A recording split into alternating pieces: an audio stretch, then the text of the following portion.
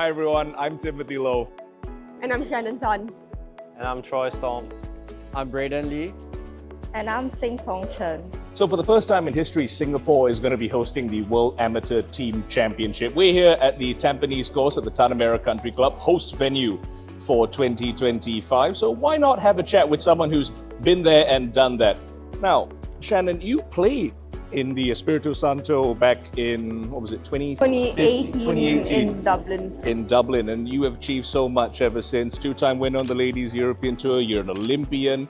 How do you look back and reflect on your experience in the World Amateur Team Championship as a building block for all that success? I mean, yeah, I've definitely learned a lot when I played that 2018 WATC in Dublin. Definitely a great learning experience in that area, pretty much. Like the conditions were really different from what it is in Singapore, and the field was really strong as well. So playing amongst the best amateur players, seeing what they did and learning from that. What advice would you give to these three? I would say, well, the most important thing is you have to enjoy and have fun on that week itself, and also know that you've worked really hard to get a spot in this team. So I would say just keep trusting the process and trust yourself. All right, well, sage advice as always. Now, Troy, you've played in the World Amateur Team Championship before in the previous iteration in Abu Dhabi. What lessons did you learn there? I think going into that week, I was 14 and hadn't really competed that much overseas. So being like the first big tournament, I was really nervous going into the week.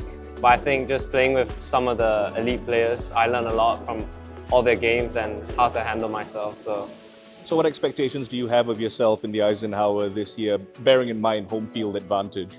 For myself, I think just enjoying myself this week. But us as a team, just hopefully we can get our best finish here at home.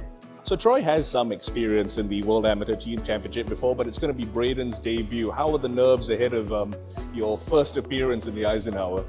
Well, I expect it to be pretty high.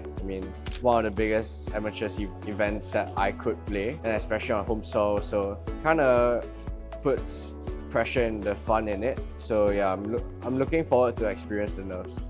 Well, you talk about being on home soil. Do you feel that's going to be an advantage or a hindrance, extra pressure, extra motivation? How are you going to juggle all those emotions when the week comes?